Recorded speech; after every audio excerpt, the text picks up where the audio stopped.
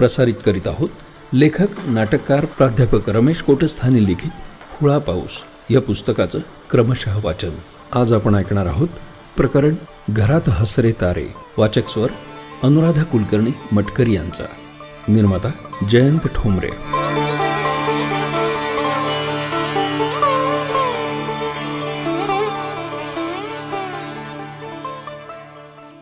आमचं घर एका प्रचंड वाड्यात होतं. वाडा दगडविटांनी भक्कम बांधलेला होता. वाड्याच्या या टोकापासून त्या टोकापर्यंत दगडी ओटा होता. दार तर हत्तीवर बसून आत जाता येईल इतकं मोठं होतं. ते मुख्य दार बहुतेक बंदच असायचं. त्याच्या पोटात आणखी एक लहान दार होतं. त्यातून ये जा चालायची. आत एकूण 5 बिऱ्हाडं होती. मालकाचं कुटुंब मोठं. एक कचेरीतले बेहरे, तळपदे टेलर, आम्ही आणि अगदी थेट मागच्या अंगणात एका खोलीत मोलकर्णीचं कुटुंब. इतकी माणसं असूनही मोकळा वावर होता. सगळ्यांना वाव होता. आणि एका वेळी वर्दळ विरळच असायची. कारण वाड्यात 2 मोठे चौक आणि मागे भलं मोठं अंगण होतं. निदान 5 एक खोल्या कायम कुलूप बंद होत्या. 3 घरांना ओसऱ्या होत्या. अंगणात लिंबाची 2 झाडं होती. पुन्हा वर माडीसमोर माळवद होतं. त्याचे वरवंड्यांनी भाग पाडले होते. सर्वात वरच्या गच्चीवर जायला मुलांना बंदी होती. माळवदावर जागोजागी धारी होती. अचानक पाऊस यायला लागला की डोक्यावर टॉवेल, पोतं, छत्री काहीतरी घेऊन किंचाळत वर यायचं आणि सगळी धारी पत्र्यानं झाकून वर विटा ठेवायच्या आणि खाली येऊन पावसात खेळायचं. आमच्याकडे स्वयंपाकघर जोडून आणखी 2 खोल्या आणि वरची एक मोठी माडी इतकी जागा होती. पण सगळ्यांचीच घरं अशी प्रशस्त नव्हती. खेड्यातल्या घरांना रचना अशी नसतेच जणू.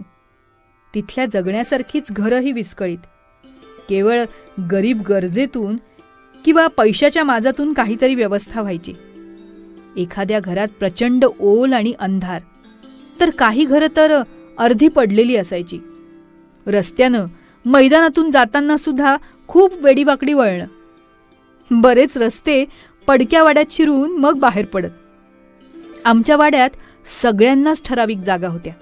बायकांची निवडणं टिपणं करीत गप्पा मारायची ओसरी, वडील माणसांनी शतपावली करायचा चौक, मोलकर्णीची धुणी भांडी करायची आडाजवळची मोरी, मागच्या अंगणात गाईच्या गोठ्यापलीकडे कडबा तोडायची जागा, कासारामचं धान्याचं कोठार, माळवद म्हणजे अंगती पंक्तीची आणि उन्हाळ्यात बाहेर झोपायची जागा.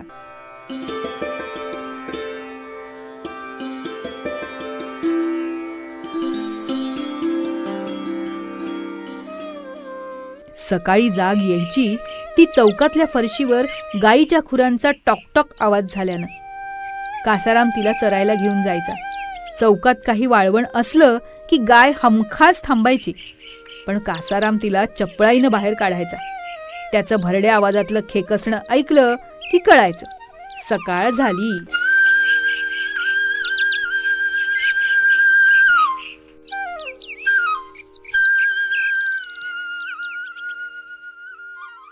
आमचं घर आईनं फारच छान ठेवलेलं होतं. मला फार आवडायचं. अजूनही लहान होऊन तिथं जाऊन निदान काही दिवस राहावं असं वेड्यासारखं वाटतं.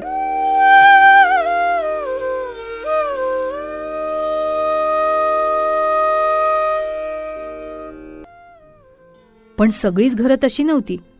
कचरू तर अंधारलेल्या झोपडीत राहायचा. खवळ्याचं घर किती गरीब आणि लहान आहे ते एकदा शाळेतून शेण आणायला आम्ही महारवाड्यात गेलो तेव्हा कळलं. दिगंबरला तर घरच नव्हतं. त्याचे रोगट वडील आणि भांडकुदळ चोरटी आई हे दत्ताच्या देवळात राहायचे. दिग्याचे वडील पायांना फडकी बांधून उघड्या अंगानं माधुकरी मागायचे. आई घरोघरी काम करायची. माझ्या वर्गात मच्चा म्हणजे मच्छिंद्र नावाचा मुलगा होता. तो गाणी फार छान म्हणायचा. पण त्याची आजी वेडसर होती. ती स्टँडावर जाऊन इंग्रजी गाणं म्हणून भीक मागायची. पण एकूण मला माहीत होती ती पांढरपेशी वस्तीच. बेहऱ्यांकडे विरजण मागायला जा, अभ्यंकरांकडे नवं लोणचं नेऊन दे, जोशांच्या वाड्यात हळदी कुंकाचं निमंत्रण देऊन ये, विजूकडे खेळायला जा. त्यामुळं शाळेतले जीवाभावाचे मित्र बाहेर किंवा त्यांच्या घरी भेटले की विचित्रच वाटायचं. चंपालालच्या घरी खूप वेगवेगळ्या वयाच्या आणि आकाराच्या बायका होत्या. खूप मोठा घुंगट ओढून त्या मारवाडी भाषेत "आटणं आव पच्च काही करे" असं बोलत असायच्या. त्याचं खूप हसू यायचं. भागवतच्या घरी सगळी पितळेची आणि तांब्याची भांडी होती आणि मडकी आणि चिनी मातीच्या बरण्याही होत्या, पण स्टीलचं एक सुद्धा ताट नव्हतं. अण्णा, रावशा, भावड्या अशी बरीच पोरं लांब शेतावरनं शाळेत यायची. कधी कलिंगडाच्या मोसमात तर कधी हुरडा खायला जवळच्या शेतात गेलं की ती घरं आतून बघायला मिळायची. घरं बघायची मला फार आवड होती, अजूनही आहे. कोणाच्याही घरात गेलं की सगळीकडे फिरून आल्याशिवाय मला त्या घरात आल्यासारखं आणि आपलं झाल्यासारखं वाटतच नाही. शिवाय घर आवडलं तर ते आपण कसं लावू, आपला कोपरा कोणता, इथला पसारा कसा कमी करू आणि काय काय नव्या वस्तू आणू, असं सारखं माझ्या मनात सुरू होतं. क्वचित कुठे पाहुणा गेलो की तिथल्या लहान मुलांची वह्या पुस्तकं नीट लावून द्यावीत, कडी कोयंडांना तेल घालावं, भंगार विकून एक जेवण कमवावं, अशी माझी कामं चालतात. हे झालं मोठ्या शिकलेल्या घरांबद्दल. त्यांच्यात अभ्यास कुठे करता येईल, टेबल पुस्तकाचं सेल्फ कुठे ठेवता येईल, झोपाळा कुठे बांधता येईल, हे प्रश्न असायचे. पण खेड्यात बरीच घरं घराबाहेर आलेली असायची. ती मला जास्त आवडायची. एक झोपडी किंवा जुनी खोली, बाहेर उघड्या ओट्यावर पडवीत किंवा अंगणात लोहाराची भट्टी आणि भाता आणि अनेक लहान मोठ्या लोखंडी वस्तू. कधी लाकडी पेट्या किंवा मळकट वळकट्या, खिडकीच्या खाली भिंतीला शिवणाची मिशीन, रंगीबेरंगी चिंध्या, तयार चोळ्या आणि पांढरे सदरे. किंवा झोपडीबाहेर भिंतीला नव्या करकरीत वाहना टांगलेल्या आणि ऐरणीवर रापी, आदी, वादी यांनी चामडं आकाराला येते. ही सारी घरं मनात उमटून आठवणींच्या अल्बममध्ये जमा झाली आहेत. बुरुड टोपल्या विणतात, पिंजारी भली मोठी धनुकली थांग थांग फटाक चालवतात, सुतार वेडं वाकडं लाकूड रांधून तासून मऊ करतात, पाथरवट छिन्नीनं दगड घडवतात, कोणी म्हशी भादरतात, बैलांच्या पायात नाला ठोकतात, कुंभार चाकावर ओल्या मातीच्या गोळ्याला आकार देतोय. असं कोणतंही काम चाललेलं असलं की माझा पाय तिथे अडला अन मुक्काम पडलाच समजा. कल्हईवाल्यासाठी तर मी एकदा दुपारची शाळा सुद्धा बुडवली होती. भात्यानं जाळ फुलवीत चिमट्यानं धरून त्यानं भांडं खरपूस तापवलं. त्यात आधी कसली तरी भुकटी टाकली. नवसागर किंवा कथिलानं चांदीसारखी रेष ओढली. कापसाच्या बोळ्यानं भांडं पुसलं की जादू व्हावी तसं चकचकीत झालं. शिवाय त्या धुराचा वास मला फार आवडला. अन भांडं पाण्यात बुडवलं की चर्र, जणू पाप ताप खळमळ सारं संचित जळून नवं भांडं तयार. या लोकांची घरं मला बघायलाच मिळाली नाहीत. शिवाय गारुडी, लमाण, बहुरूपी, वासुदेव, कडकलक्ष्मी, वैदू हे लोक तर घराबद्दलच्या बंदिस्त सुरक्षित कल्पना पार उद्ध्वस्त करून टाकीत.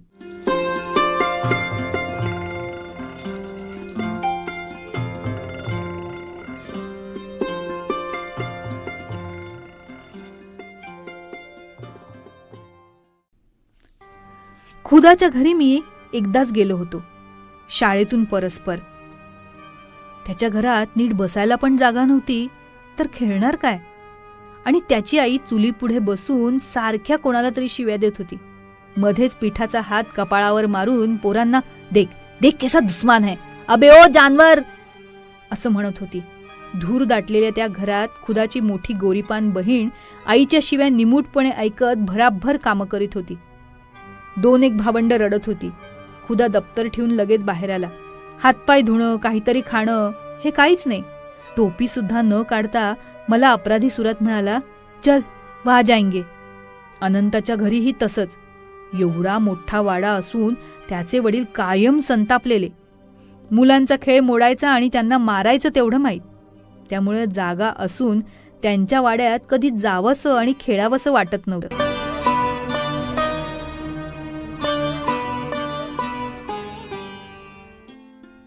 गावातल्या कोणत्याच घरात परक वाटायचं नाही, कारण आत बाहेर असा फरक नसायचा.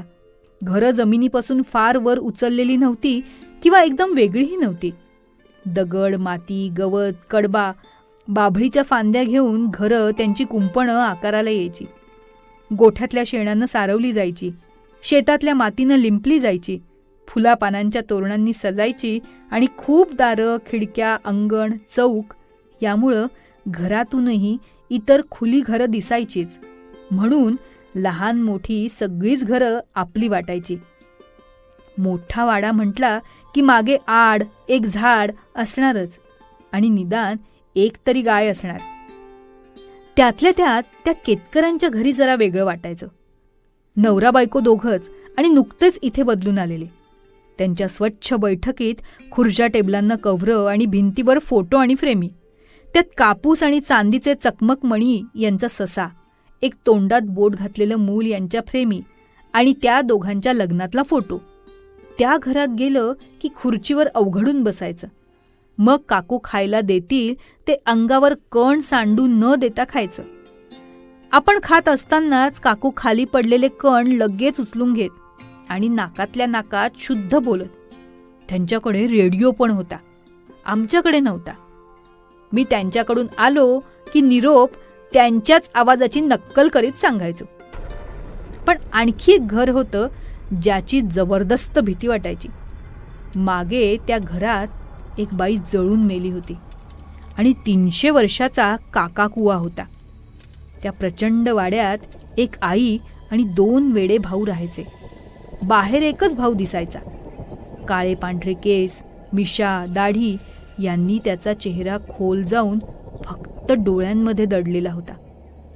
एक दिवस सगळं सफाचट चमनगोटा करून तो परत ते महिनोन महिने जंगल वाढवत बसायचा. त्याला काहीतरी जंतर मंतर विद्या येत असावी. गावानं त्याचं नाव दुर्वास ठेवलं होतं. त्याच्या घरात काय, घरावरून जायची सुद्धा भीती वाटायची.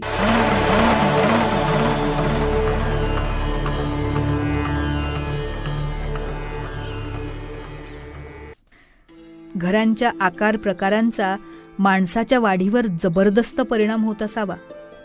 साच्या भट्टीत वस्तू घडतात तशा वास्तूमध्ये मनोवृत्ती आकाराला येतात.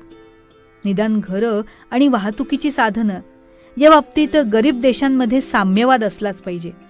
बाकी हिरे माणकं ज्याची त्याला लखला बसू, पण प्रत्येकाला स्वस्थ शरीरासारखं स्वच्छ आणि प्रशस्त घर असलंच पाहिजे. माणसाची शरीरं म्हणजे संस्कृतीच्या बिया. त्या घराघरातून रुजतात. कुंडी चकचकीत पितळेची असो नाहीतर खापराची, पण आतली माती सकस असावी. काही घरं अतिमायेच्या वर्षावात मनाचं बी भिजवून टाकतात, इतकं की रोप मानच धरत नाही. तर काही कठोर कोरडी घरं बी भाजून टाकतात. घरात फुटलेल्या छाटलेल्या फांद्या मग घराबाहेर येतात आणि सगळीकडे पसरतात. मी माणसांच्या वागण्याबद्दल काही म्हणत नाही. त्यांच्या काय मूलप्रवृत्ती आहेत त्या आहेतच. तरी सुद्धा शरीरा इतकंच घर महत्वाचं आहे. घरं नीट बांधली तर मन सुद्धा खूप मोकळी होतील, माणसं सुधारतीलच. असो, माझं घरावर फार प्रेम आहे. हिरव्या हिरव्या गार मखमली गालीच्या वर ठेवलेल्या लाल माणकासारखं बैंदूरचं हिरव्या कंच झाडोऱ्यातलं लाल कौलारू घर. जसा जसा अंधार दाटून येईल तसं तसं ते आपल्याला आणखी जवळ घेतं, ऊब देतं. 200 माणसं आत सामावून घेईल असा पारनेरचा प्रचंड वाडा. प्रत्येक कानाकोपऱ्यावर हाताचा संस्कार घडलेलं मावशीचं घर. ही माझी खास आवडती घर आहेत. हे जे मी बोलतोय ते घर या वास्तूबद्दल, आतल्या व्यवस्थेबद्दल नाही. माती, पाणी, उजेड, वारा यांच्यातून आकाराला येणारी घरं सुधारली, स्वच्छ, साधी, प्रशस्त झाली. मुख्य म्हणजे वाजवी आकारात आली तर खरंच फार भलं होईल. मोठ्या माणसांना काय 56 जागा आहेत, पण मुलांसाठी घर किती महत्वाचं असतं हे मला चांगलंच माहिती आहे. म्हणून तर मी एका गाण्यात म्हटलंय, संगम रवरी असोत भिंती मातीच्या किंवा दगडी. संगम रवरी असोत भिंती मातीच्या किंवा दगडी. जिवंत होते घर कसलेही घरात जमता सवंगडी. जिवंत होते घर कसलेही घरात जमता सवंगडी. चला मुलांनो आज शिकूया घर शब्दाची बाराखडी. घर शब्दाची बाराखडी.